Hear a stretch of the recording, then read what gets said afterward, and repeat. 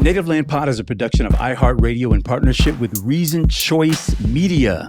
Welcome home, y'all. This is episode 127 of Native Land Pod, where we give you our breakdown on all things politics with a little bit of culture sprinkled in there. And I'm your host for today, along with my co-host, of course, never to be forgotten, the Angela Rye. The Bakari Sellers, and they deserve a "the" before their name because, you know, they want you to know they are the only one. And we're joined today Why don't put that on me? Put that on Bakari. We are joined today by just the bullies. Joshua Does. Joshua, I get a "the" too. I ascribed you the man. How you doing? I'm doing all right, man. I'm happy to be here. I'm glad y'all had me on. We're exceptionally proud to welcome you, Joshua. We had asked you a question before we entered the show.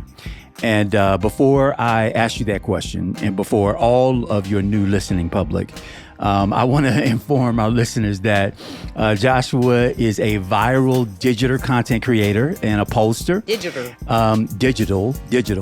That's Tallahassee came out. Nah, that was Miami, baby. That was all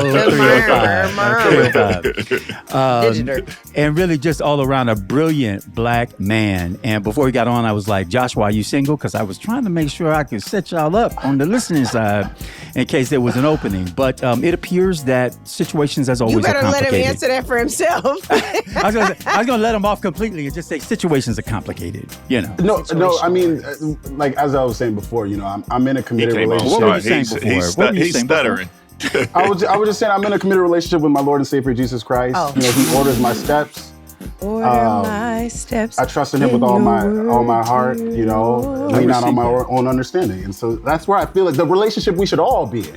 Let me tell you the relationship I don't understand. I ain't never seen nobody be full of quoting scripture. Wait, you can't say full of S after that. You guys, I have a flag on the play really quick. Flag. So the other thing that came up while we were prepping to start the podcast is Joshua is not only a pollster, a digital content creator, but he's also a graduate of the University of South Dakota. That's true. And I was like, what was you doing there? And he has an answer for these things. What were you doing there, Joshua? So I'm from Chicago. The Chicago to South Dakota pipeline is not strong. But I did, I played basketball. So, you know, as anybody playing high school basketball, you know, if you get a Division I scholarship, you go where the scholarship is. So I got University of South Dakota, Division I. D1 Summit League. Okay. Yeah, they are the mighty fighting Christy Gnomes. Oh. And on that note, we want to remind you that within 7 days, within this coming week, we are going to be in the place like no other. ATL. South Dakota. ATL. Speaking of, we're going to go to the reverse. South Dakota. We're going to be in Atlanta. So listen, we are carving out the time to be with y'all in Atlanta, and we really, really want you to be with us in Atlanta at the City Winery. The Native Land Pod will be there live in effect. We'll also have a little bit of, you know, opportunity to just hang with y'all if you're available to come and join us for about an hour or so. You can get your tickets for our show starting at 7:30 p.m. on April 21st. That's Tuesday, April 21st, 7:30 p.m. You can get your tickets for the show through a link that we will provide in today's episode description, or you can also search for Native Land Pod City Winery Atlanta in any Google search or whatever engine you may use. But really, in all honesty, y'all, we value you, your family, to us. I hope you feel the same way from our hearts to yours. But we want to see you in the place, in the building, in the place to be in Atlanta. And you will also get the benefit of hearing from some really important presenters, speakers, panelists who will be joining us. Anything else y'all got to say about Atlanta to bring them there?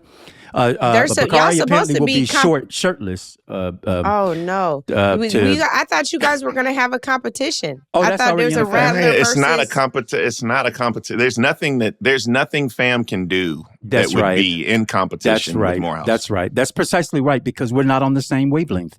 We're not. You know, sometimes everybody. just have to remind Bakari that your arms are too short to fight with gods. No, what happened was they put a crown above our head in Morehouse for us to grow into. Yes, and we're so proud of you. I think we really are. when I think of FAM, I think of University of South Dakota when I think of FAM. There it is. And on that, we can agree. Well, we've got so many topics to cover in FISA today. 4-year situational awareness. And there are a lot of topics that we've got to get to, and I don't want to bury the lead that we are going to spend some time with this topic. I'm sure you all have heard about the recent resignations from Congress, but very specifically that of former Congressman Eric Swalwell, who we just want to sort of get into some of the, I think, nuance of these kinds of situations, and maybe ask some questions that aren't necessarily asked in polite society. Y'all want to hang with us for that conversation. But before we get there, y'all, I got to toss over to my friend Bakari, who I think is kicking us off with some good news. Yeah, man. When you're doom strolling sometimes on social media, every now and then something pops up that brightens your day. And I want to give a shout out to 104-year-old Charles Johnson, who is competing in the Vegas shoot for the 4th time. I think we have a clip of Charles here I wanted to play just so y'all we can start it off with a Mr. smile. Mr. Charles to you. Mr. Charles, yes. Well, my name is Charles Johnson, and I'm 104 years old. I'm from Phoenix, Arizona, originally from Clarksburg, West Virginia, but Phoenix now. And I think this is my 4th time here. I don't know if I'll make it 5, but I'll try. You know what I mean? This is one of the joys of my life, of being this, It used to be golf, but this took the place of golf. So and I've met so many good friends here. I love to tell people that I'm an archer. To tell people I'm going to Vegas. That's my favorite part. Because I called some of my friends this morning. I said, I'm in Vegas. I'm the archery tournament. Oh, yeah. So it's very exciting for them and for me, too. My best memory here? Yeah. First time I was here, when I was introduced to the whole crowd, 3,000 people for me to say hello to them. That was fantastic. You know what I mean? I'll never forget that. You know what I mean? I love that. Mr. Charles look great. He does look like in his 70s. He ready to run for the Democratic nominee, ain't he? Oh, Lord. We've seen it before. Oh, Lord. We've seen it. Make him He could go to Congress right now. 104-year-old archery contestant there. Yes. That's all right. He said, my friends know I'm in Vegas, and it's exciting for all of us. But Angela, he was very, very obviously carrying on his chest the almighty cross. I understand that there's some conflict right now between the cross. Between the Antichrist and the Pope. So let's talk about that. Pope Leo said he ain't never scared of Donald Trump, and we're going to go ahead and run that clip. I have no fear, neither the Trump administration nor speaking out loudly about the message of the gospel. And that's what I believe. I am called to do what the church is called to do. If we're not politicians, we're not looking to make foreign policy, as he calls it, with the same perspective that he might understand it. But I do believe with the message of the gospel, blessed are the peacemakers, is a message that the world needs to hear. Blessed are the peacemakers. And speaking of those who do not make any peace whatsoever and won't even apologize, Donald Trump. Let's roll that. He now says you owe Pope Leo an apology. Will you apologize? No, I don't, because Pope Leo said things that are wrong. He was very much against what I'm doing with regard to Iran, and you cannot have a nuclear Iran. Pope Leo would not be happy with the end result. You have hundreds of millions of people dead, and it's not going to happen. So I can't. I think he's very weak on crime and other things. So I'm not. I mean, he went public. I'm just responding to Pope Leo. And his brother is a big MAGA person, and he's a great guy, Louis. And I said I like Louis better than I like the Pope. So he is referring to this particular post from the Pope. He's basically saying he started it, so I had to finish it. So this is what the Pope had to say. God does not bless any conflict, Anyone who is a disciple of Christ, the Prince of Peace, is never on the side of those who once wielded the sword and today drop bombs. Military action will not create space for freedom or times of peace, which comes only from the patient promotion of coexistence and dialogue among peoples. So Pope Leo was like, listen here, friend. I don't know what type of time you on, but me and you ain't reading the same kind of scriptures. And Donald Trump was like, I ain't apologizing to you. You don't know what you're talking about. And then said he is weak on crime, as if that is what Pope Leo is supposed to be about. So Lord I'd love mercy. to hear you all's thoughts about the Pope from the South Side of Chicago and Donald Trump. Man, I'm taking the Pope over Always. Mr. West Two, Side. over Mr. 2 100%. Corinthians and the man that got 5 kids by 3 baby mamas. Oh, I'm just Lord. gonna take the Pope in this debate right here. Who you got, Joshua? I don't know. I mean, Really? That's South Dakota talking right there. Donald Trump represents a version of white Christianity that is every bit as real and valid as Pope Leo's, honestly, if we're being real. Like, Pope Leo can sit on a plane and criticize Trump's barbaric approach to foreign policy as he threatens to kill 90 million people. But that plane was going to Africa, where he planned to spread the evangelical gospel to Black people who have had, a terrible history with white people traveling from their homes and telling them about divinity, right? Like, there's a soft violence in how Christianity has spread throughout Black people in the world. So I don't know. I see 2 white Christians going. Oh at it. my. You were just quoting scripture at the beginning of this show. I'm culturally Christian, but I have deep critiques of how white supremacy, American Christianity, and politics play together. You like, that's not Black liberation We've theology. dug into that, We but different. I also think that Donald Trump uses Christianity as political currency. He's not Yes. I don't find him to be a Christian. So I mean, I'm not pushing back on your analysis, but to equate them as kind of the same, I think, is giving Donald Trump too much credit. Well, they're not. Now, They're not the same. Yeah.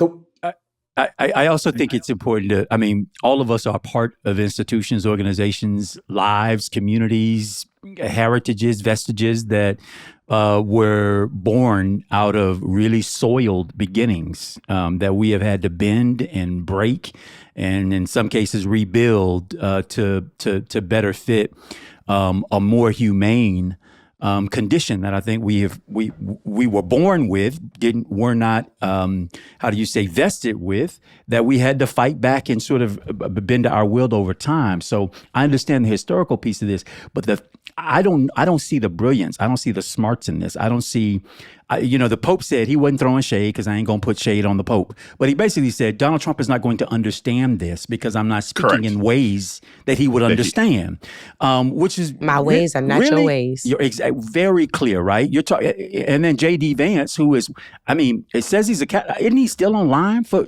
Catholicism, or did he cross? Yeah, he became a Catholic in 2019, if I'm not mistaken. So Did you say online like it's a fraternity? Well, I mean, Yes, he he treats did. it as transaction. So I have to meet him in kind. But basically decided that he was going to chastise the Pope and inform him of how he should make sure that his comments are in line with church dictum and scripture. And I'm thinking, you are going to school the Vicar of Christ, the Bishop of Rome, the leader worldwide of Catholicism, and what it means to base his critique in scripture. The same people who are part of a party who won't even walk in the light of their faith. They transact scriptures like they were putting on underwear. Today we're going to hold fast to an eye for an eye, but we will do nothing for God bless the peacemakers, right? That they want to dismiss, or what we do unto the poor, the least of these. That they will dismiss, but they'll grab fastly to the scripture that best suits their current political situation. And all I just want to say is that our religious leaders, regardless of what faith you may have, are generally respected and are kind of left to their devices, so long as they are spreading what might be known as goodwill. But I think this president has transgressed in a way that he's going to come to regret, especially when you consider the Catholics are the ones that helped to keep him and put him in office, and now they're turning against him. I agree with that. I know we're not going to stay on this forever. I I think, you said the leader worldwide of Christianity or Catholicism. How did Christianity find itself worldwide?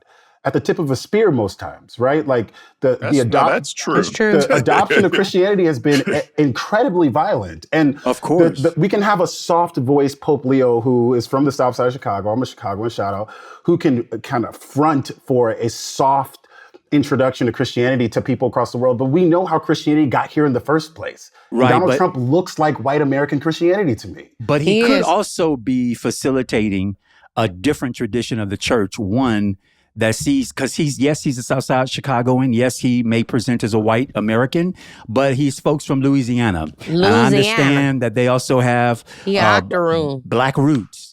And I don't want to deny him that, but I'm also not going to assign him a history that he may or may not have embraced for himself. But you know what? We might need to embrace this on the mini pod because we going long. That is, but you know what? Faith tends to do that to us. You are not going to rush. You are not going to rush this faith discussion. Not at all. I'm just saying, we 20 minutes into the show. We got 5 more. Except one more thing we got to do, Bakari, and that is, I understand that preparations and plans are underway for potential change at the high court. Man, that's the scariest thing that we're going to talk about today. Jesus. The United States Senate is doing something that nobody's really talking about right now, but they are prepared to confirm Justice Alito's replacement before the midterm elections. Dog, people need to realize, what month is this? April. So that's May, June, July, August, September, October. So over the next 6 months, they plan on narrowing down, whittling down, making a choice, having the president nominate, and then confirm a new justice. This is both good news and bad news. The bad news is it's going to transform the court for another 20 years, right? Yeah. The good news, though, Andrew, as what we talked about yesterday when I put this in the chat, is that means that the Senate Republicans are scared that they may actually lose the Senate, which for me has always been weird. And it also brings me to a whole nother thing. Shout out to James Terralico and all those guys for raising a lot of money. But let's focus on races that matter. What's his name? Terralico? That's not his name? How you pronounce his name? I think it's Tyler. Man, I'm going to put him over there with Hesketh. Clearly. One thing Bakari gonna do is jack up somebody's last name, okay? Yeah, but don't get it twisted. But you know, you know who I'm talking about. Hey, if y'all don't start focusing on Ohio and North Carolina and focus on winning those and flipping those seats, then we chasing this fool's gold again. But back to the headline, y'all.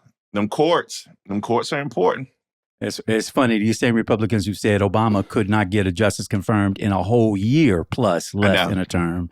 And now they're going to move 6 months and put somebody in there. Joshua, I know you got thoughts on this because you be watching the numbers. Yeah, I mean, Bakari kind of touched on it.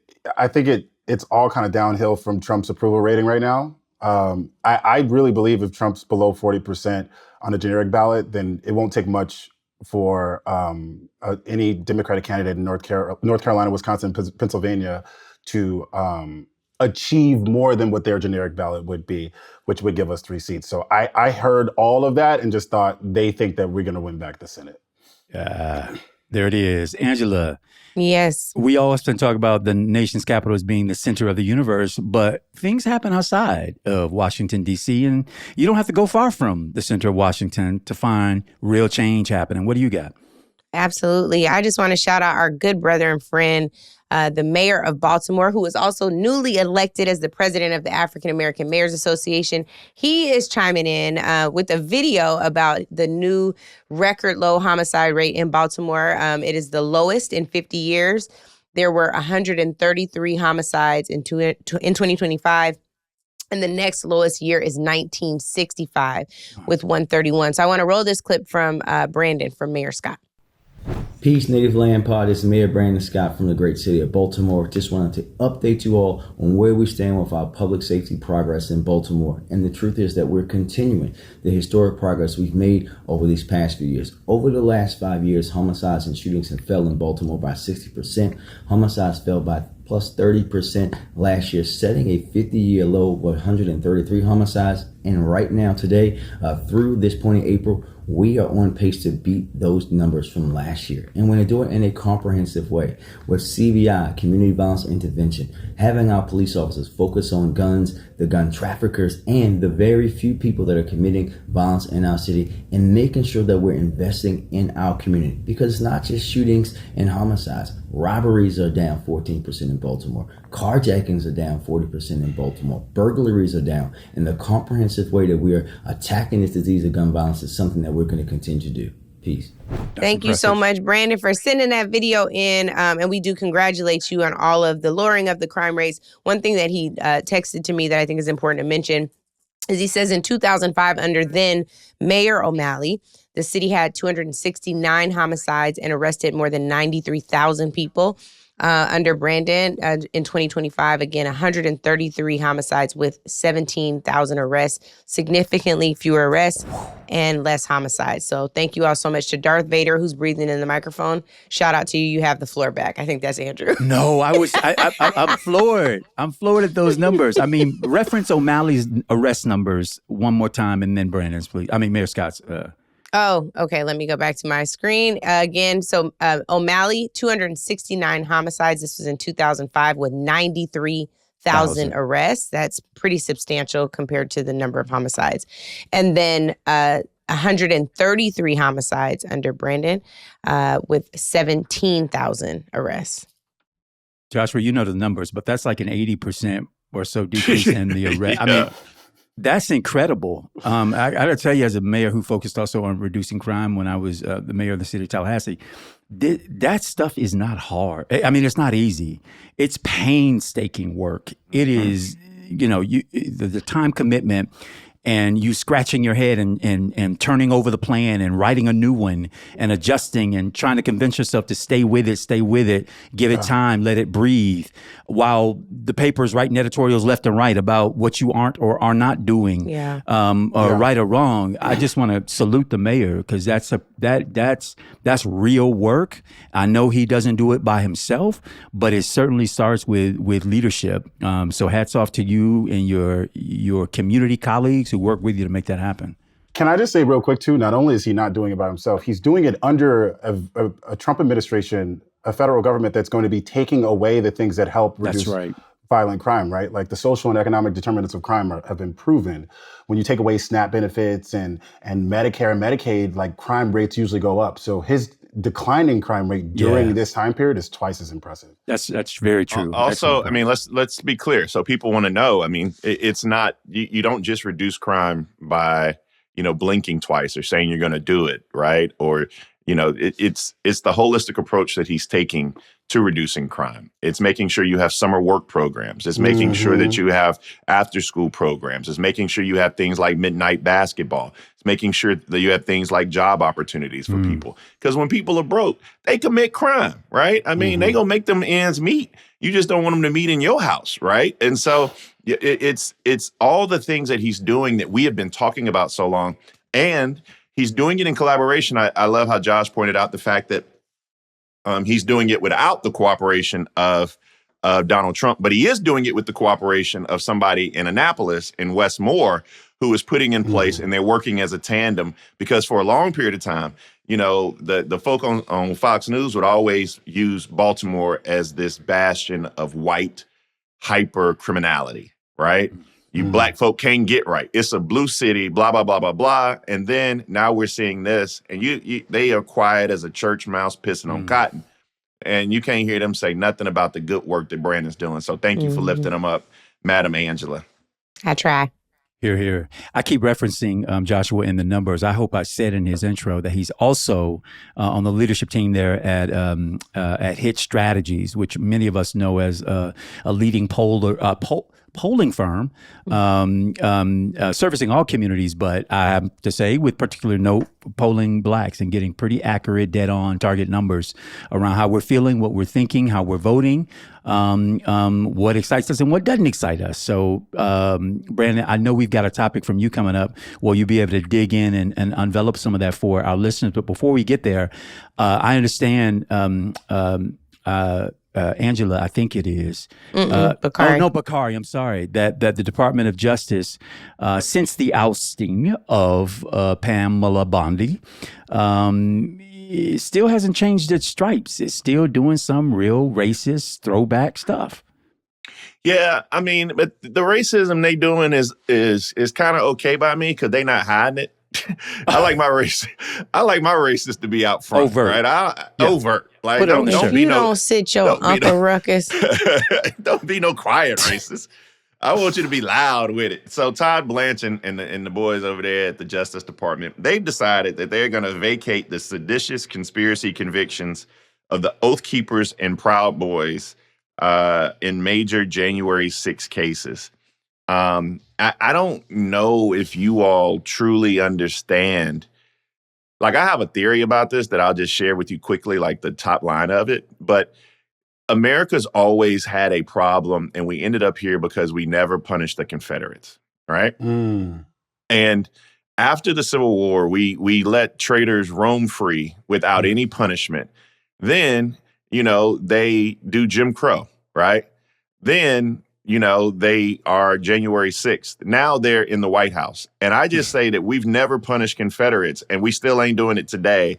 And the January 6th rioters are some of the most treasonous, traitorous people that we've ever seen walk the face of the earth. That's real. I think we should roll this footage since Nick requires a throw. Oh, hey. Proud of your boy! Proud of your boy! Proud of your boy! Yeah, just for awareness, be advised, there's probably about 300 Proud Boys. For those of you listening, we're just reviewing the footage that was shown to the January 6th Special Committee. You're watching Proud Boys, Oath Keepers, and others march towards the Capitol before they take it over. And we've seen this, a gazillion times before, so we don't have to rehash all of it. But we thought it was important to remind you of what they were accused of doing, what we can see with our own eyes. Accused and convicted. Exactly. So we know that this is ridiculous that they would even consider throwing out these charges.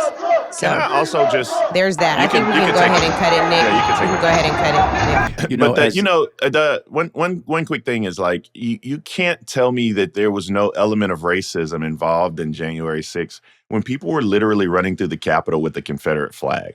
And the second thing is, they were beating cops' asses. Like, they were literally hauling off. The blue. They was back on the blue's ass. That's exactly. And so for me, it's just, this is a fascinating kind of upside down that we live in, right? I mean, it's just a weird, whether or not we're talking about the GOP being God's only party and not doing anything God-like, or the GOP backing the blue and then pardoning everybody that was out there beating their ass. Like, I don't know what world we're living in right now. The subservience is always to white supremacy, to perpetuating the mantle of white supremacy. That's why 88% of white evangelical Christians voted against Reverend Raphael Warnock, right? That's why 88% of white evangelical Christians voted against the pastor of Martin Luther King's church. Because it wasn't about their politics. It wasn't even about Christianity. It was about who was going to perpetuate the mantle of white supremacy. And we see the same here with how they are willing to let cop beaters and such off the hook. And as we learned, points well made, y'all. Actually, y'all got a lot of bars in these past couple of topics. Y'all need some shirts and stuff, some Nelia.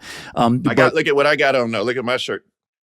We don't negotiate with racists. There it is. Another. There you go. I hope you're getting the proceeds. But as established through the January 6th Commission, we have to remember what the strategic role the Proud Boys had in the planning and the preparation and the execution of what occurred on January 6th. They were the paramilitary force. They were the tip of the spear that was intended to go in, create as much havoc, violence, level whatever opposition stood in their way, to include the blue, the law enforcement officials and the Capitol Police, who were the only thing between them and them killing or capturing members of Congress, of the United States Senate, the Vice President of the United States.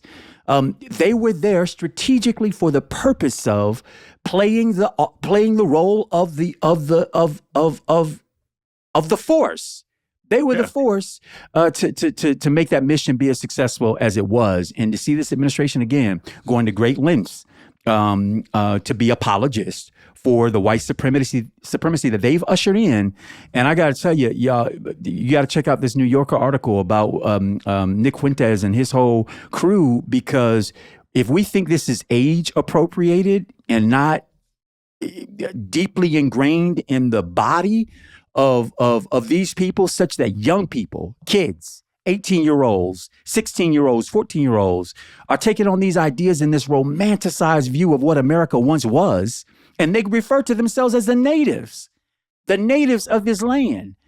I mean, it's incredible, but the urgency by which they are moving against us, and I say us, but also us, democracy, America, is mind-boggling. Joshua, I'd love for you to carry us into what I hope isn't a transgressing of our brothers, their direction, but share with us some illuminating points that you've learned around satisfaction with the Trump administration from potentially some blacks. Yeah, not the best news, but Hit Strategies conducted a poll and found that 17% of black men under the age of 50 actually say that they feel like Donald Trump's policies have helped them personally. Now, one thing I want to acknowledge is we are talking about a smaller percentage of black folks, right? We're not just talking about 17% of black people as a whole. Right. We're talking about those black men under 50. So it is a small percentage of the electorate, but it's still an alarming percent that do not see Donald Trump as hurting them. That's incredible. And what do we know about what they consider to be helpful to them personally? Is this taxes? Is this immigration policy? Yeah. I think this goes back to to Angela's point, where, we're talking about things like that are happening in these cities, in Baltimore and Chicago, investment into the community violence intervention programs, interrupter programs that are actually paying dividends. I think one of the things that we want to go into is, do people actually see the delineation between things that are happening in their life that are coming from their Mayor Brandon Johnsons of the world, or are they attributing some of those things to President Trump? But I also think that this is probably just a big FU to the Democratic Party. I think the party has a branding issue, and young black men are looking to go somewhere else, and we need to address it. Who are these niggas? That's the question I got. Like, what? You done beat around the bush. But who are they? Where they come from? Where they live at? Like, do they go to South Dakota? Some of them though, y'all, are influenced by people who are paid operatives of the Republican Party and MAGA. I think that what you're going to start to see a lot more of are the ways in which the people have been influenced by people who are paid to tell them something. So there was a video that dropped last week from one of Elon Musk's baby mamas about how the Republican Party goes on and gets lifestyle influencers and pays them. There's another guy, I cannot think of his name. It's like Dom Luker or something. D-O-M. Yeah. Is he actually black? Oh, shit. What I don't know, but I don't know. I know, but I just saw that to be his. No.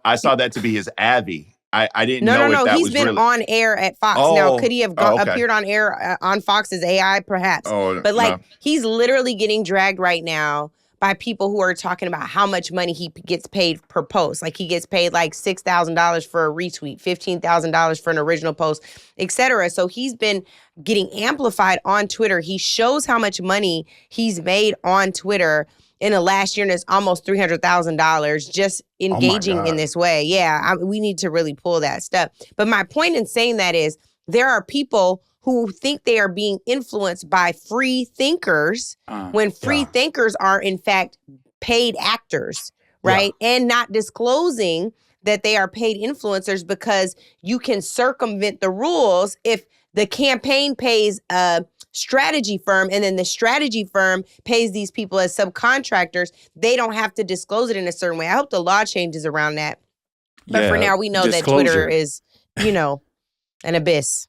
Well, that's interesting. Your hometown, Joshua, I think there were municipal races where they had discovered that these influencers, who many of which were coming from outside of the city of Chicago, posting not pro ads for a candidate they supported, but just doing teardowns, just doing negative advertisements against challengers for candidates for a particular office. And when these folks were followed up with by the mainstream press, they started distancing themselves. I didn't know what this was. I wasn't. No, I don't know her personally. No, I haven't followed her politics. So on and so forth. So I just thought that transparency, that layer of local transparency, to help, fish some of these people out was really helpful. But we got to recognize that this tactic is not just one that's being employed sort of in a worldly way or geographically nationally, but it's seeping into local races, these school board races, where the right is fighting hard to take over, education policy so they can ban more books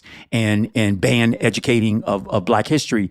But that this thing is showing up on every single part of the turf. As we transition to our main topic, I just wanted to throw one more in here, and that is that we've got one of the scions, the leaders on the left, Congresswoman Ilhan Omar, who is making a really interesting argument to Democrats, to progressives, of those who are trying to build an anti-Trump coalition. And I'm interested to hear what y'all think on the other side of these comments. I was reading an article today about your comments on Marjorie Taylor Greene and the fact that we should have empathy for people like her who've realized all this stuff, right? Why do you get to that point? Why not just leave her where she is and let her do what she thinks she's doing? Oh, I'm good to leave her where she is and let her do what she's doing. I guess why say that publicly? Yeah, no, I mean, my point is this. If you were led astray and you are adult enough, honest enough to say, I was wrong into believing that this was the right direction for our country, and I want to join you all because I now understand that you had it right, I'm welcome, right? I'm glad you finally got here because we believe that we are on the right side of history. Now, am I gonna be kikiing with her? No. So when you're calling for Democrats to show grace to former Trump supporters, what does grace? I am not. Oh, okay. No, it was not the Trump supporters. That's not what I'm saying. I'm saying if you had a change of heart in regards to policy. No, I'm saying, what if you're a Trump supporter who had a change of heart? Former Trump supporters. Policy. Okay. Not, I mean, if you're Liz Cheney and you're I'm not voting for Trump, but I'll vote for Harris, but you still hold, right, all of your policy views that align with Trump. That mean nothing to me. I don't. So what about former Trump supporters like the Marjorie Taylor Greene? Yeah, but if you're Marjorie Taylor Greene and you say, this man is taking us to wars that will destroy us and our resources and the future of our children, that is a policy position I have. I'm anti-war. Got you. What does grace look like without letting those people off the hook? Grace looks like saying, I agree when they make a policy point of view. Grace looks like not dismissing when somebody wants to join your coalition, not just as a voting bloc, but as an advocate for the policies that you believe will create a better world for all of us. Can I just say, I appreciate Ilhan's grace, but I'm a Scorpio, so my memory is long. So I just want to refresh everyone's recollection on why Marjorie Taylor Greene will always be a beach blonde, bad-built, butch body. Please roll the clip. The form of the resolution is as follows. Recognized. Censuring Representative Ilhan Omar of Minnesota. Whereas elected... That's all we need to see. Raggedy broad. You can cut it. Now, I wanted to play that because she wasn't just offensive to Ilhan as she sought her censure for God only knows what reason. She wasn't just offensive when she said that she needed to be packing in the halls of Congress because she didn't trust terrorists, quote unquote terrorists like Ilhan Omar and others of her colleagues who she was always on the squad's ass. She wasn't just problematic when she was in congressional hearing rooms, the Oversight Committee in particular, where she said to Jasmine Crockett, she can't hear her over her eyelashes, which is where beach blonde, butch body came from. She did not have a Freudian slip on the House floor when she said Ilhan Omar from Somalia, Minnesota. That was with intention. And so I appreciate the moral convenience that she now has of calling out Donald Trump, but you don't even have a vote in the House of Representatives anymore. So what good is that? What good is that? What are you actually doing? Did she mute herself? You mute yourself, baby. You mute. Oh, I'm sorry. I was so mad I didn't hit the mic. I was saying, I don't know. Look at God. Look at God. Okay, well, I will yield. I will yield after that if you really think that that's God. But I just will just say. No. I will just say that she's saying, well, if you agree on, Ilhan says, if you agree with us on policy now, then we got some road to go. But the problem with the policy coalition that now sees the light, the policy coalition needs to still have a vote in Congress, and she has resigned. So that is of no use to us. You're not even of transactional use to us. As the Congressional Black Caucus always says, no permanent friends, no permanent enemies, no just permanent interests. We don't even have a permanent interest because there's nothing you can do but be on Twitter yapping all day, which is all she does. That's so value, though. I just think is defeating Trump not permanent. It's not a. And that's what I was going to say. But really. But is she really going to help elections? With that? Elections are about multiplication and addition. She still don't want y'all to have Medicare, Medicaid, any type of Obamacare. Facts. She still don't want people on SNAP benefits. She still wants people deported, even if they are legally in the United States. Where is the interest? Is the interest just in Iran? Is the interest just about war? It's electoral. Does she have to have interest in all of that? I hear what you're saying. Like, I think we all feel that same angst. We all don't want to hang out with her. But like, does she have to have interest in any of those things to destabilize portions of the Republican base that will allow us to get back power at the midterms? I just think Black folk, we have too much to lose to not be strategic in moments like this, in my opinion. I don't have no empathy for Marjorie Taylor Greene. I have strategy. I'm with that. Because our kids depend on us to be strategic over emotional. You know what I mean? Yeah. And so that's kind of where I sit with it. That's fair. That's fair. I think I just talked about permanent interest, but I guess what I would love for you all to answer, since you all still see some earthly good in this broad. Please tell me what the interest is that she's accomplishing. Andrew, I heard you say defeating Donald Trump. She's going to defeat Donald Trump with hot Twitter fingers? Where do you see her? Yes. Do you see her at a campaign rally? No. Let me just say. Let me ask y'all this. Do y'all see her at a rally campaigning for John Ossoff? No, let me tell you. I don't need her to do that. We don't need her to endorse John Ossoff. We don't want that. What we need her to do is to remind these people who's similar to her, and I have to tell you, I do doubt how bamboozled she was. I'm not convinced that this was a bamboozling, right? I think there were some inconvenient disagreements that may have put her on the outs that then were in furtherance of her going on the outs. For instance, indicating to Trump and his advisors that she wanted to run for governor. Trump responding, no, you do not want to run for governor and you will not run for governor of the state of Georgia. And her feeling some type of way about the man she's been so loyal to deciding to turn his back on her, and the timing being such that her retirement coincided with her being vested with congressional retirement benefits because she just met the threshold the day before she decided to resign from Congress. So I think there's some convenience built in there, but this is where I think her additive value is. It is in that there are people who are similar to her, adjacent to her, who say they felt that Trump was going to carry the banner of not compassion for immigrants, but getting them out of this country. I didn't want to see brutality on my television station. I wanted to see them loaded on planes and flown out of here.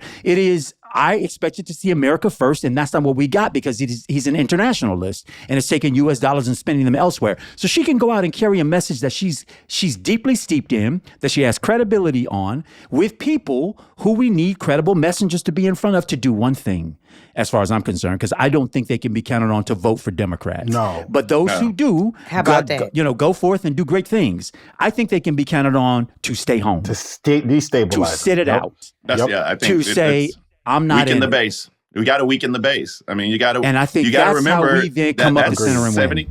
That's 75 million votes. I mean, if you can weaken them, get them disenchanted, stay home, those type of things, get that number back down to reasonable 69, 70. you win a presidency. All of our minds were blown over Trump winning in 2016 because we did not expect the white turnout to be supercharged.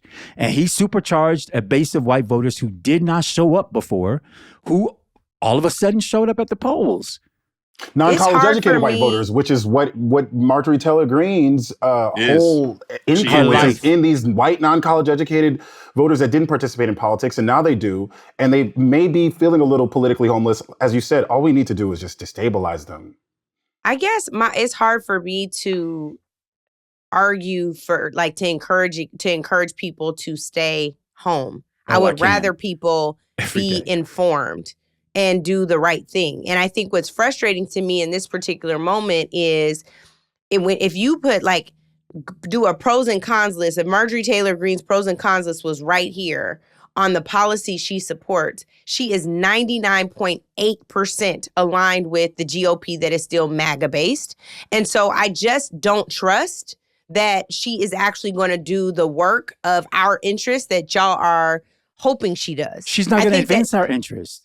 I'm not arguing that she will advance exactly. But I don't think that she's even going to be that helpful. I think her points are strictly on Iran and Israel. I think that those are the only places where she is really hitting Trump. And then on her Christianity, since she also hit him about what he said on Easter, which was still related to the war, and what he's doing around Jesus. So but again, I guess she has credibility in that. Got her in every headline of from Fox News across the board. But what does that get us? It gets us in the ears of people who, like her, believed in him, who are now being told by somebody that they trust that he is not what we thought we were getting. He's not on the ballot. For midterms, what is she getting us? He is on the ballot. He's absolutely on the ballot. Yeah. No, he's not. I promise y'all, I think y'all are really overstaying. I bet all y'all $5. I got $5 out of all y'all. The reason we are closing the gap by 30 points in congressional districts where we were blown out by Trump is not because his name was on the ballot. It's because the Republican is on the ballot. So absolutely it translates. Where she stands with them. I bet you she is not going to be out here throwing all the Republicans under the bus. I think we have to put this in its proper context. We are not looking for a new ally. We are not looking for her to be a friend. She is not somebody that we're going to break bread with, say prayers together with, because we're not going to pray for the same things as we fold our hands and bow our heads. Or to the same God. Or to the same, right. If there is a God in her prayer, I don't know. So all I'm saying is that that's not where I'm placing my hopes. Yeah. That is unsteady ground. The ground that I want her to play on, it don't have to include me or any candidate I support.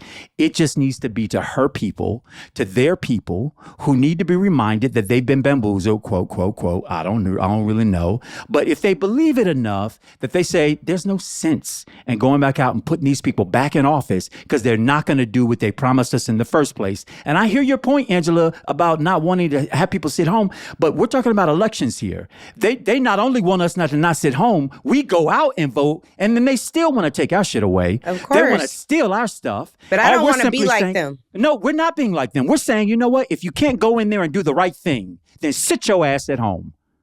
If you can't go in there and vote for the Democrat who will advance your interests, whether you know it or not, then don't go in there and muck it up for the rest of us.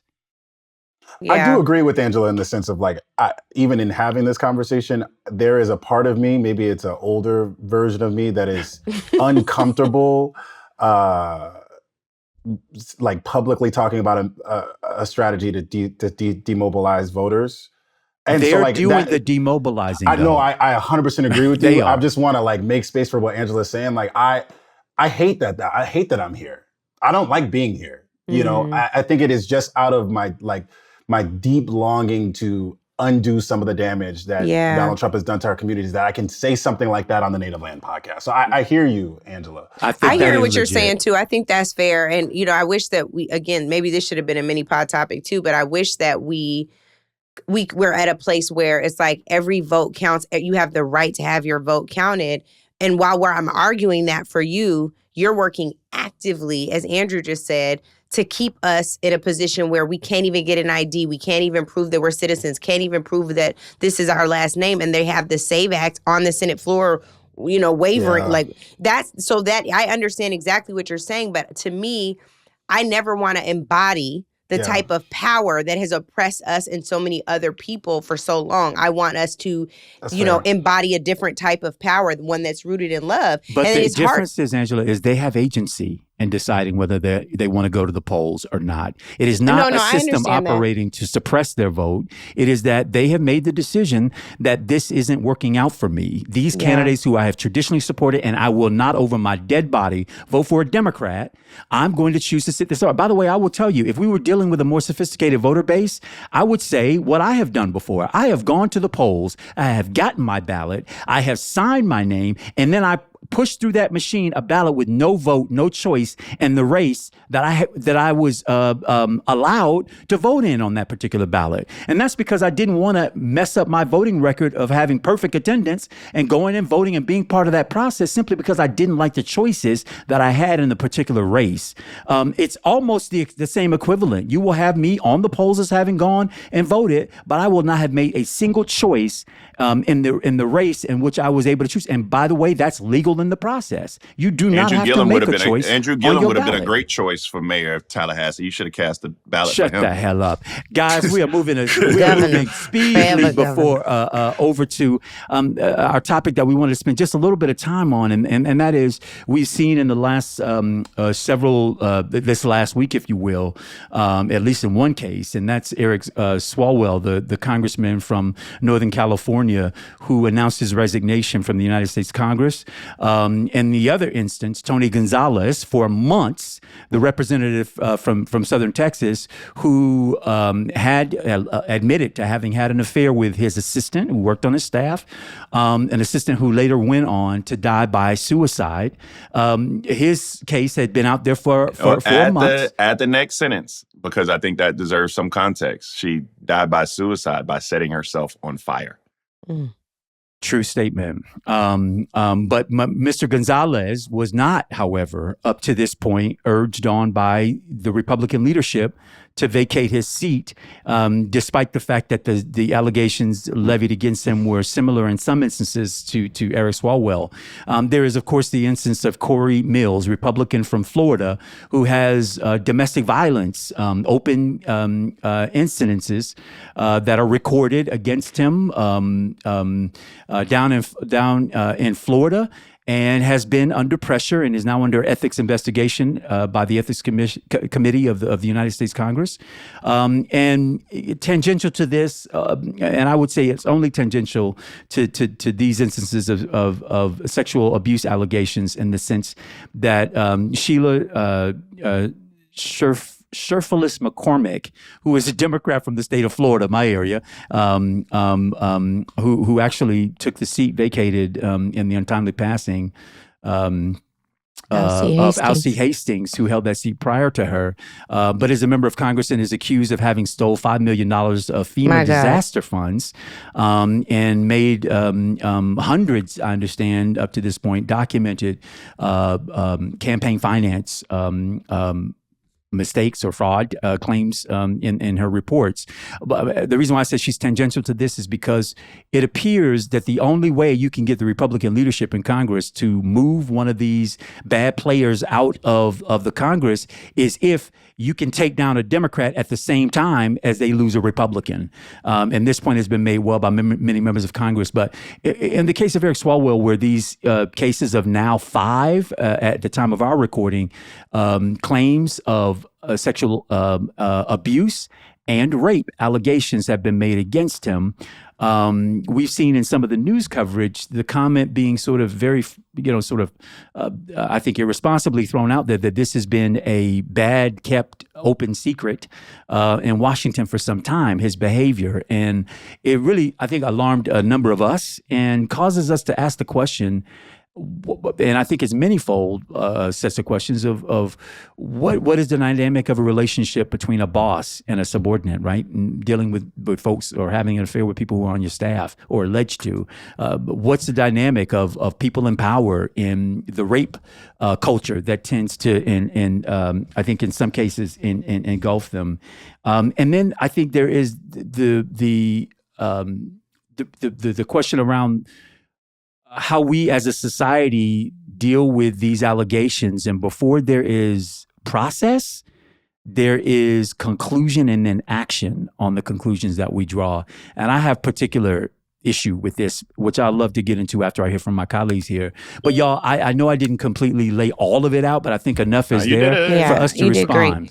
I think if we can, just for context, because some of what Andrew's referenced there's some videos. So there's a guy that we saw online. I don't know his name. I apologize. But I want to run this clip because he actually was criticizing Democrats for throwing out their nominees too soon. Interesting take, but let's hear it. Not the eye roll, Joshua. Ty Barnett. Okay, can we roll the clip, Nick? Thank you so much. This is why Democrats get looked at the way they do. You want Eric Swalwell to drop out over allegations. Nothing proven, just allegations. It's insane to me that y'all are trying to hold people to a certain standard while we have a literal rapist as the head of the country. A literal rapist who got the job back after being convicted of rape.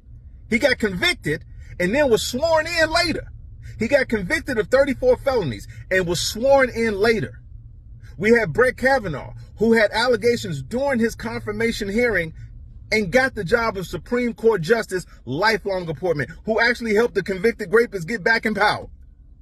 We have Jim Jordan, who helped cover for pedos and is still sitting in a position of power and almost has Speaker of the House. Am I saying don't believe any of the women? Not at all. But what I'm saying is, can we have a trial? Can we get the thing to be proven? Can we have the evidence be out there before we make this decision? Or only one side has to still pretend to be virtuous? This ain't the 90s. This ain't Bill Clinton lying about a BJ. We dealing with a full-on fascist who is a pedo, who is a convicted rapist, surrounded by other people who have been convicted of crimes. Y'all want Eric Swalwell, though, to drop out over allegations. This is why people look at Democrats the way they do. This is why they call y'all weak. This is why they call y'all spineless. And what virtue are you signaling?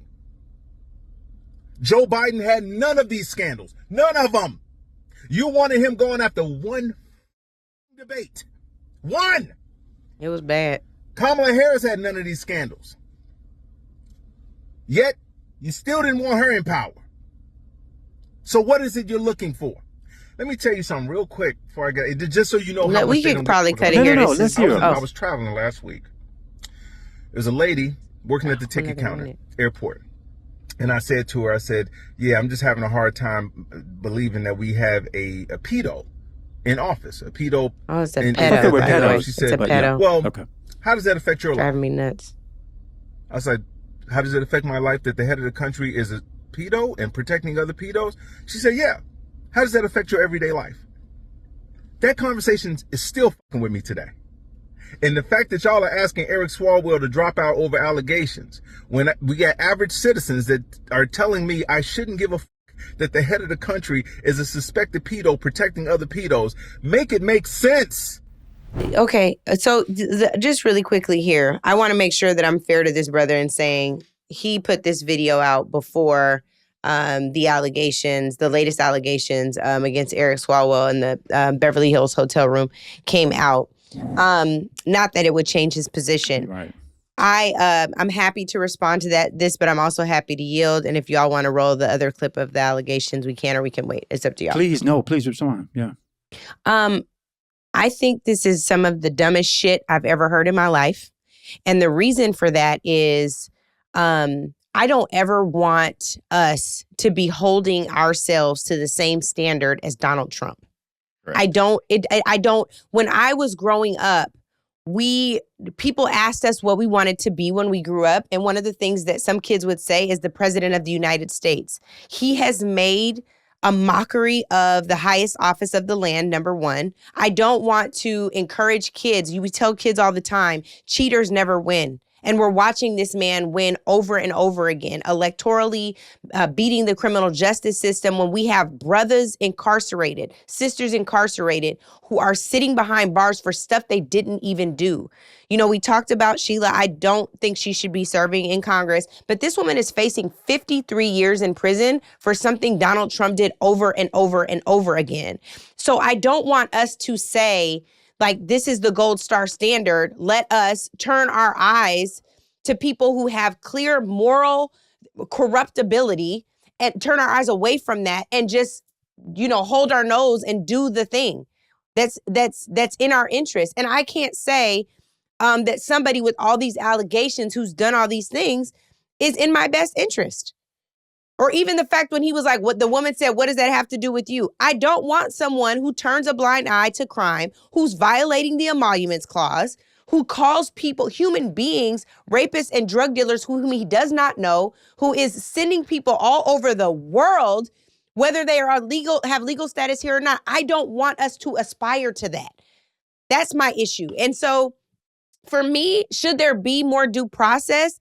Yes. But also it should be fairly applied across the board without regard to partisanship or whether or not somebody A or B is your favorite member or not. We've talked a lot about what was going on with Eric Swalwell. The worst kept secret is that he was a hoe. It was not that the worst kept secret was that he was sexually assaulting people. I still don't know that to be fact. I don't believe this woman is making this stuff up or these other young women made this stuff up. But I think that there is nuance and layers to that. And I think that there should be consequence based on the severity of the issue. But I don't agree that we should be modeling ourselves and our political practices off of the Republican Party. I just don't. To me, they are like the worst examples of grown-ups right now. I hear you. I think that the position has to be nuanced in this discussion. And I think that you added a very robust nuance to take. And I think that the reason this show is good is because we can have these layered discussions where sometimes on Twitter or Instagram, people give you these hot takes that don't necessarily encapsulate the gravity of the matter. Like my overarching theme is you cannot let them make you them. Right. And I think that's what you were saying to a certain degree, Angela. Like we cannot become them in terms of our moral and ethical fiber. On the flip side, I can also say that I was wrong about Al Franken.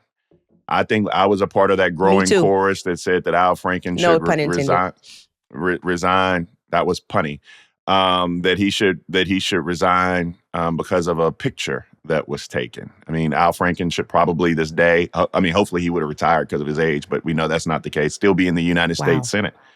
And so you can have those nuanced takes. And I think that when you're looking at Eric Swalwell, and I said this yesterday, and this may be kind of my legal brain working in buckets, you have to look at what Angela talked about, him being a hoe in one bucket. You have to look at sexual assault in another bucket, and you have to look at impropriety with staffers in another bucket. And I think that you have one is him being a hoe, you have one that is extremely criminal and you belong under the jail, and the other is unethical and you have your own series of ethical issues with that. And so I think you have to be willing to analyze these things with that. And you talk about evidence, the most clear-cut evidence actually is against Sheila McCormick. She got found guilty by a bipartisan House Ethics Committee of 25 of the 27 counts, that they said it was more than clear and convincing evidence. It wasn't a witch hunt on one side or another. You talk about Corey Mills. His allegations are just are ridiculously dangerous. And you look at Tony Gonzalez and some of the things he was doing and the result of his actions, right? I mean, his case is almost more so about the result in just the horrific nature in which he put this woman through so much trauma that she felt like that was her only way out.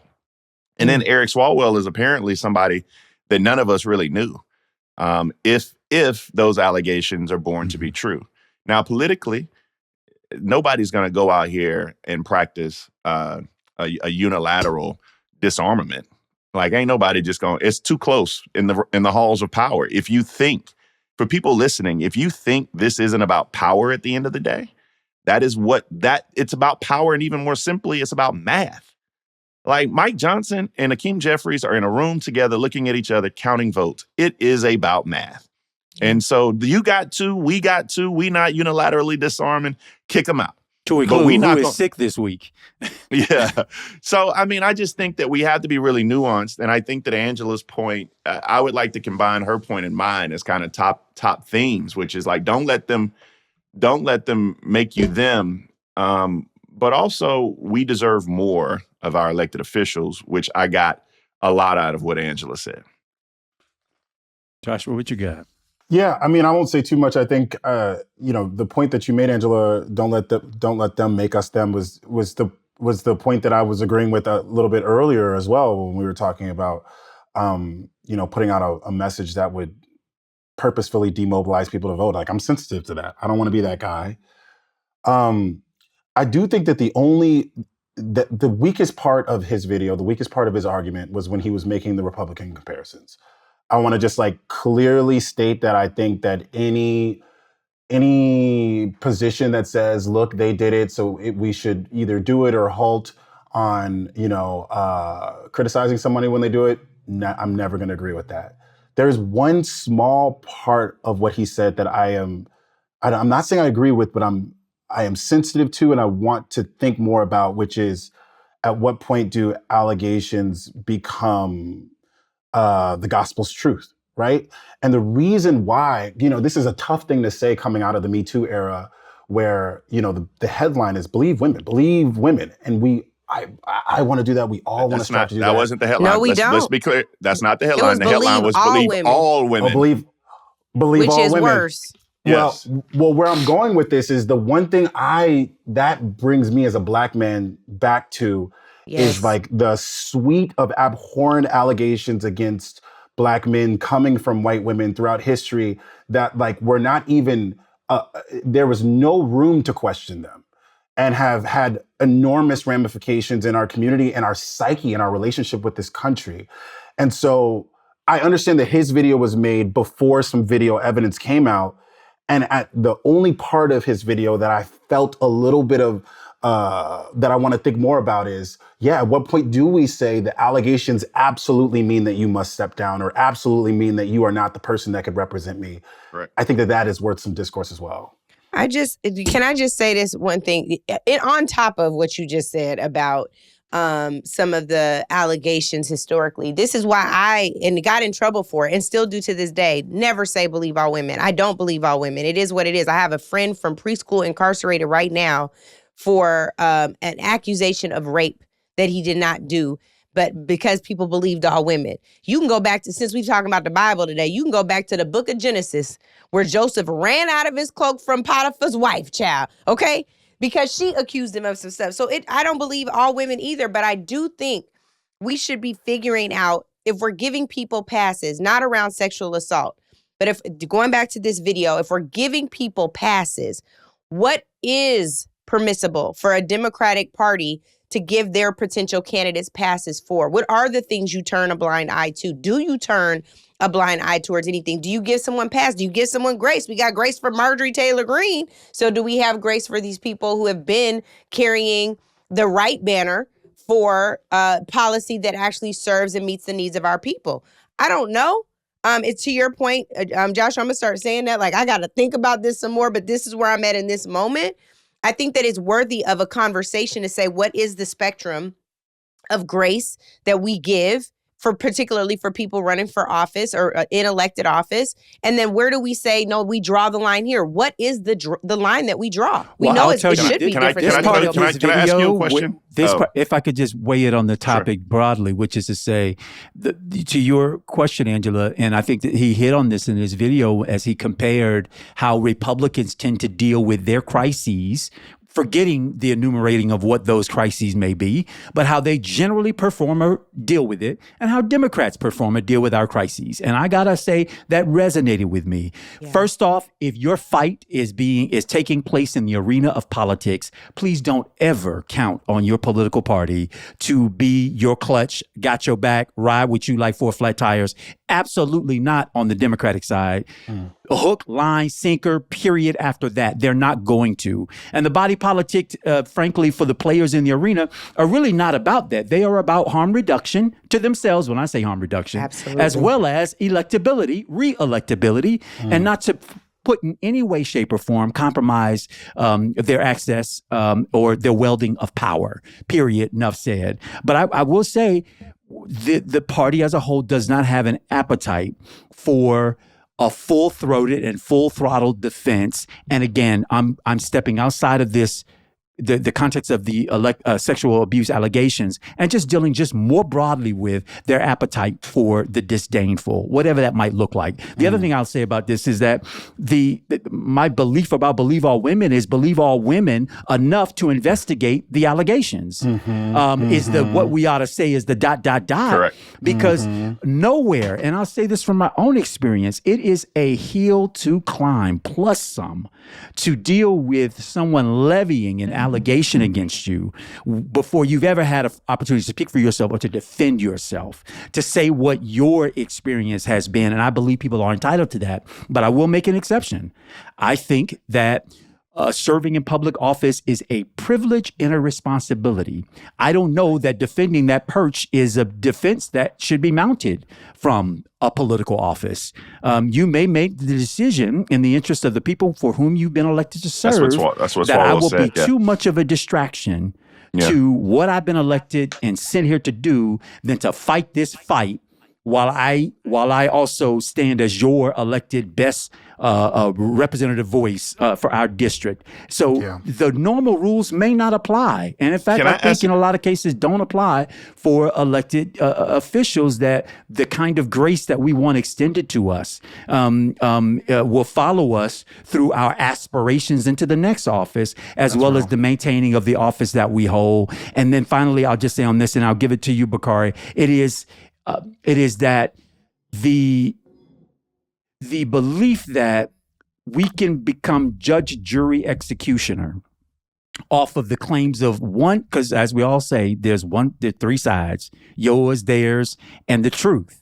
All of us have an experience and a lens by which we view and experience these things, and it may not always in the retelling be the total whole, sum of all that may have taken place, and which is why investigations are important. But juries are the only ones who carry the responsibility of withholding judgment until you have heard what the judge says you are allowed to consider and making a determination on this case. The rest of us are not required to suspend with judgment until we've heard all the evidence. It's nice to do, but by and large, nobody has that admonishment except jurors. I always tell people this, and I'm actually tossing it back to you, Andrew, because I have a question. I always tell people that pastors and elected officials are the only profession where people expect more from you than they expect from themselves. Of course. And I just think that is kind of an awesome cross to bear, proverbially. And that is like your great responsibility refrain. But Andrew, I think you hit on it, but I really just wanted to drive this home because I was actually thinking about this in conversation with you when I woke up at 2:45 this morning to come back home from TV. But talk about the value of due process, because people in this world of hot takes, in this world of kind of cascading things, momentum happens. I mean, 2 weeks ago, Eric Swalwell was on his way to the governor's mansion. That's true. 2 days ago. This man, I guess you call it, but he ran for president. And we didn't know none of this, right? You all remember he was on the stage against Joe Biden. He literally ran for president, and 2 weeks ago was on his way to the governor's mansion, and then it kind of cascaded down. And sometimes, is it the job that you have that you don't get the benefit of due process? Where does due process stop and start? Should we, we talk about these words as if they're not so tangible ideals, but I hold due process as like a fundamental tenet of our being. That is, so my question, because you've been through the process. Me and Andrew joke all the time. Andrew was like, what did you ask me? Andrew I said, asked you if you thought I was going to be found guilty, and you said, yeah. I said, yeah. I love Andrew with all my heart. That is so crazy. No, he knew the percentages. Yeah, the percentages what happens when you go against the federal government. 99% of those cases, if not settled, result in guilt. To use terminology, it wasn't necessarily an indictment of the man that I know. It was more of the process that we're in, right? So you've been through that process where many people you were prejudged, and Completely. You still are. Sure. People still judge you for behavior they accused you of that you were found not guilty of. So, like, explain to me due process as somebody who's sat in that seat. Well, I will tell you, due process is confined to the legal arena and barely that alone. Yeah. But in the court of the public opinion, there is no due process. There is claim, there's allegation, there's whatever your response may be. Should you be able to give a response? By the way, usually in legal instances, the defendant is encouraged not to go out and to talk publicly, because every single thing you say can become another indictable offense, another offense by which they can come right back around and say, oh, we have a superseding indictment. We're now going to add this, and this against you. And so the system is not built at all for in the direction of a legally balanced system wherein the defendant has equal opportunity, right, and standing before the court of public opinion to make a fair and balanced case. The fact that they can have a superseding indictment is one instance where you can see it is not to the advantage or to the benefit of the defendant to speak at all outside of the legal arena. But beyond that, Bakari, it is the truth is that I know this in saying it right now, and I know it will be the case after we say it and after this conversation. And it didn't change for me until I was in the bullseye, to be very honest with you, is I also prejudged. When I heard a claim, when I heard an accusation, my being was to be sensitive to what the person was being accused of, because why would somebody make that up? Why would someone put themselves, why would, That's so until, true. why wouldn't they? Why wouldn't they want to take your ass out? Why wouldn't they want to remove an obstacle or a barrier that they believe got too close? Why wouldn't they, right? But most of us are not going to go. And on a bipartisan level, if you black. For sure. Okay. So most of us are not going to go to the question of why wouldn't now, they? I will tell you that Sheila messed up, but those claims didn't come out of thin air. One day when we off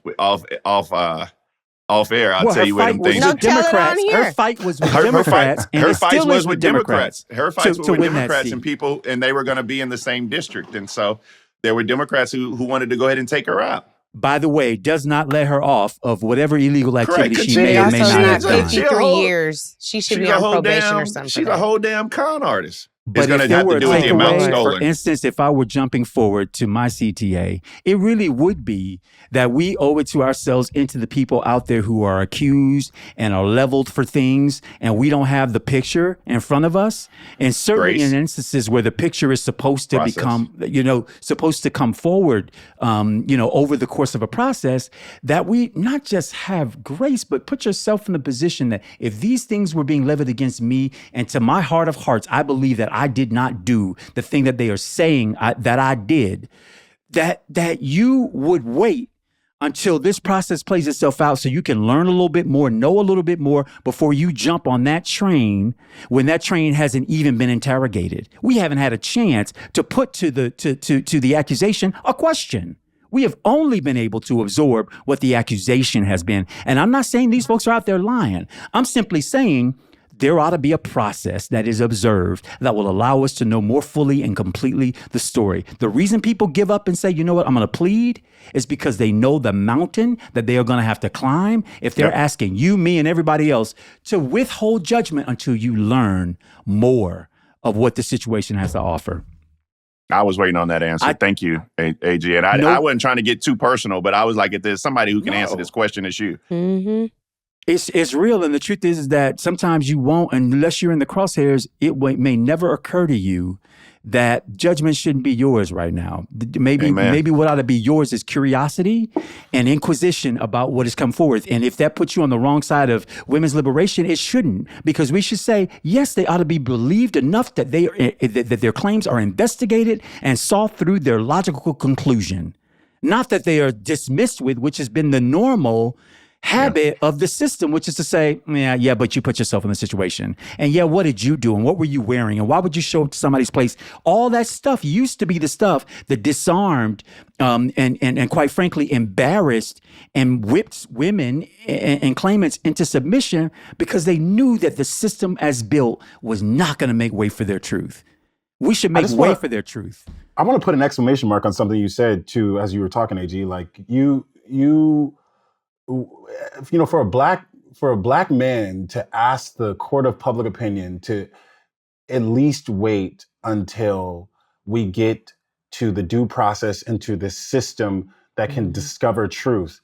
And that system doesn't even have a good record in discovering truth. At all. That is us asking most times for the absolute bare minimum. Absolutely. Right? Like That's that a good system point. has a That's terrible track record That's a good in point. even discovering our truths, right? right. And actually, in most cases, those systems have been shields of plausible deniability that just allow some of the worst actors in America to divvy out, consequences towards us while no one can be single-handedly responsible because it was the system, it was the judicial system. Hey, That's right. hey, they went through the courts, right? right. And so I really like the way that you put that. Believe all women enough to be Investigate the curious claims. to investigate the claims. I like right. that a lot. Yeah. Well, y'all, I got one question for y'all, which is there redemption in your mind after something like this? I think it's too early in the Swalwell case because there's not been a full vetting, but do you ever see an environment where someone can go through that crucible and afterwards be allowed in polite society, acceptable in polite society? What is that? I'm wondering is if we that too could, big a question to if we ask? could do that on the mini pod, AG, because I would love to throw that in with the grace passes. Like, what are the things that we can extend grace for and allow Interesting. somebody back into public service, vote them back in even? Because I do think it's something we should wrestle with. And even if everybody else is uncomfortable with it, I think there needs to be a safe place called home where we can talk about these things. Like, what is the thing that's beyond the pale? What could we say, if you went through some type of rehab or whatever, there's space. What are the things that we'll never let you back in for? I think it's important to wrestle with those things. We accept the challenge and don't relent the mic because you're on for CTA. Okay. Well, thank you for that. So my CTA is about taking care of yourself. You all, we are living in a day and age where we are under constant stress. Our age group is going through taking care of children, taking care of our parents, taking care of our neighbors. And then we have to like look at our president talking shit to the Pope, so like we have to wrestle with a lot, internal and external factors of stress. Last week, Daddy, I'm about to tell all your business. My dad was hospitalized Wednesday, and he has chronically high blood pressure, but we also found out he has congenital heart failure. He has to get a stent put in on Monday next week. He's been doing such great work supporting my mom in her care, and shout out to mommy because her cancer, she just got some blood work back and it's looking really, really good. So we're thanking God for that. But I'm saying this to you all because I was in a season for a long time of I don't have time to even work out for an hour. I'll eat right. I'll take my vitamins. I'm gonna be honest with y'all. I'm doing about 3 times a week. I need to do every day. But like, even still right now in my challenge, I need to do more days a week. But I'm saying I would convince myself I don't even have the hour to give me. There are 24 hours in a day. You cannot give the best of yourself to your spouses, your partners, your kids, your parents, if you don't find that 1 hour. When we were in the emergency room, just as a quick little testimony with my dad, his blood pressure, what's the top number? Is it systolic? Whatever the top number is.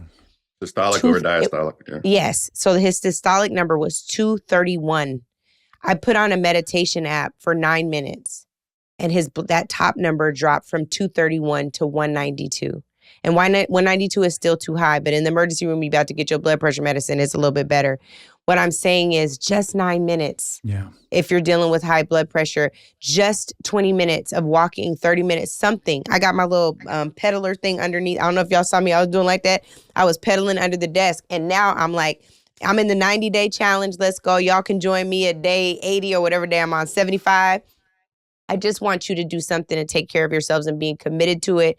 I do better with collaborative projects. So I got my friends all on me like, okay, we about to hit this treadmill. Okay, we about to do these crunches. Okay, like just do it. And also I needed to lose 20 pounds. So please do that for me, y'all. I like that. Appreciate that. Yes. What you got, Joshua?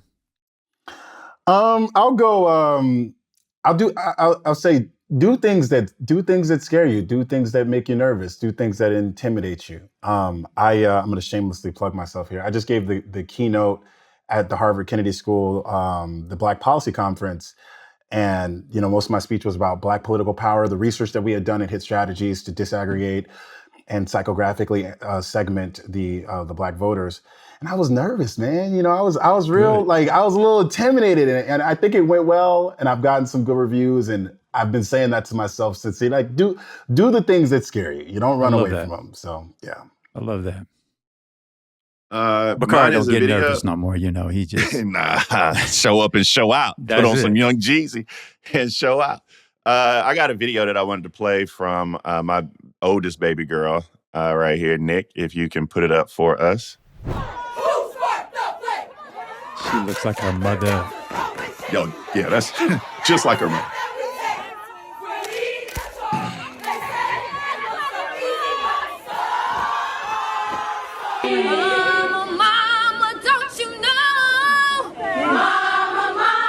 So the video that we're watching is Kai Carter crossing She's the Delta Reds. Sigma Theta, Sorority Incorporated. She is Alpha Chapter, and that's our little family there. So shout out to Kai That's Carter beautiful. and shout out to family. That's my CTA today. That's beautiful. I love that. Yeah. That's that HBCU right there. Yeah, it is. Yeah. This is what South Dakota looked like. By the That way. is a lie. Sure. Oh, yeah. If you was curious. Look at that family. This is incredible. Congratulations, I love that. Kai. I love that. My cousin is Alpha Chapter Delta. Shout out to you, It's Sage. hard. It's hard. Congratulations, Bakari. I know that's a high moment right sure. there. And mine, I just reiterate what I said earlier. The demonstrating enough will, and it does take willpower, to foreclose judgment until you know more. In the case of trials, we'll learn more. But even in the case of when we're online and we get all up in our, and we about to go on and do our live and shout out, really call out somebody left and right. We oftentimes do those things, and I see them, every now and again. I'm like, my goodness, Lord, you got a lot of heat for such and such and such. When I was going through my own trials, I realized that the folks who had the most heat, who were coming for me with, machete in hand, I recognized very early on that you don't know me and you can't have that much heat for me. So I pray for you because clearly there's something up in your life that you may be able to channel that anger through me, but that you got to deal with on your own, that's your cross to bear. You got to work that out. I may be a passageway right now. But I've never gone online and talked about something in somebody in such a way without being in full, hopefully, command of the fact that that's not really about me. That's their thing. And then being in also awareness that, I took all that heat out and I'm like screaming out loud for help in my own life on this thing. Because there ain't no way I can feel that way about this person and don't know them. Couldn't tell you their middle name, Bakari. But yet I got heat for him. And therapy helped me recognize that, no, the heat was really for me. I just needed an avenue that I could channel it through that didn't make me feel so bad about myself. And so I used other people to scapegoat it. But our curiosity and our patience with the truth will come in handy. I want to thank our listeners. As always, we know that time is a non-renewable resource, and you have choice about how you spend it. And we value and appreciate and love you for choosing to spend it with us. And we want to once again reiterate, we will be in the ATL. Shouty. The ATL. And we want you to check out the show notes for ways in which you can get your ticket to join us for what will be an incredible evening. So be there or be square. Or be both. Or be squared while you're there. As always, we also want to remind you to leave us a review and subscribe to Native Land Pod. We're available on all of your platforms for streaming. Streaming? Is it streaming? It's Or streaming? Or streaming? You decide. Streaming. You can follow us on social media and Substack or check out nativelandpod.com. If you're looking for more shows like ours, check out our sister brother shows on Reason Choice Media Network. And that, of course, includes Politics with Jamil Hill, Off the Cut with S.E. Cup, and Now You Know with Noah De Barrasso. We are Andrew Gillum, Angela Rye, and Bakari Sellers, along with our MVP of the hour, Joshua Doss. Yes. Welcome home, y'all. There are 201 days, just 201, until midterm elections. Native Land Pod is a production of iHeartRadio in partnership with Reason Choice Media. For more podcasts from iHeart, visit the iHeartRadio app, Apple Podcasts, or wherever you listen to your favorite shows.